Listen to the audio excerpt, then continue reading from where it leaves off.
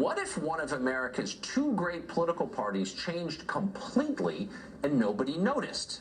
We don't need to guess, it happened. While the National Press Corps stares transfixed at the president's Twitter feed, the Democratic Party has morphed into something that bears no resemblance to what it was even 10 years ago. For many decades, that party was a coalition of liberal intellectuals, the urban poor, and the country's working class. That last group kept Democrats grounded in the vicinity of reality, but those voters are long gone now, and with them, the Democrats' connection to America itself. Consider the party's evolution on the question of borders. Bill Clinton ran twice against illegal immigration. He attacked it in stump speeches and in his State of the Union address. Clinton understood that without borders, you don't have a country. He also knew and repeatedly said that a flood of low-wage labor undermines the wages of American citizens, because it does.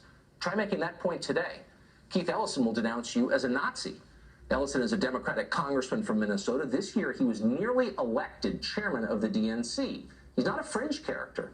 And yet the other day, he announced that opposing illegal immigration in any way is morally on par with aiding Hitler.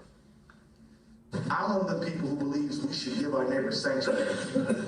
And if you ask yourself, what would I do if I was a Gentile in 1941 if my Jewish neighbors were under attack by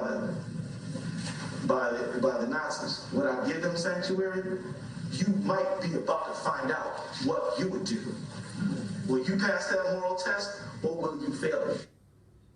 So if you think we ought to enforce the immigration laws Congress itself passed, Congressman Ellison believes you're evil. When did Democratic politicians start talking like this?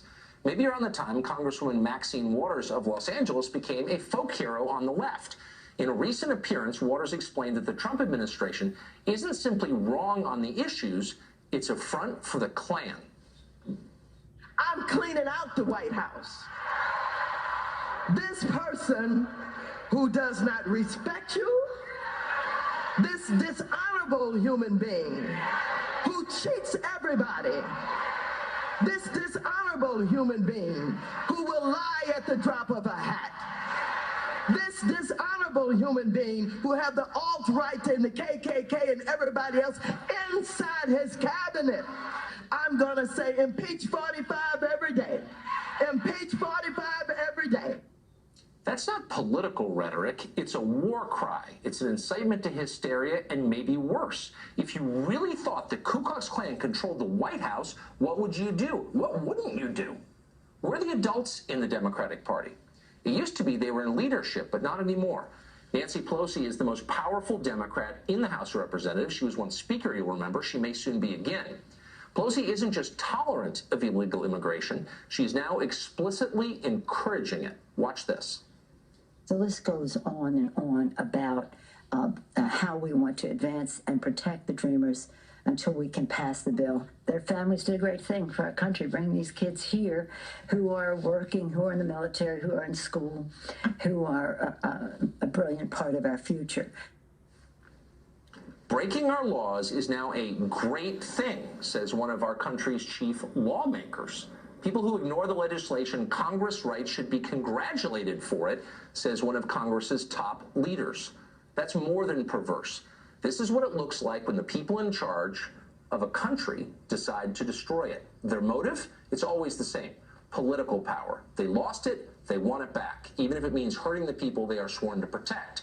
Democrats alienated the middle of the country during the Obama years, but they have no plans to convince those voters to return. Instead, they plan to replace them with new and more reliable voters from abroad and damn the consequences for the rest of us. That's why they're far more upset about DACA than they are about the opioid crisis. It's why they care more about preventing a border wall than they do about raising the wages of American workers. It's not complicated. What's amazing is that they're now saying it out loud.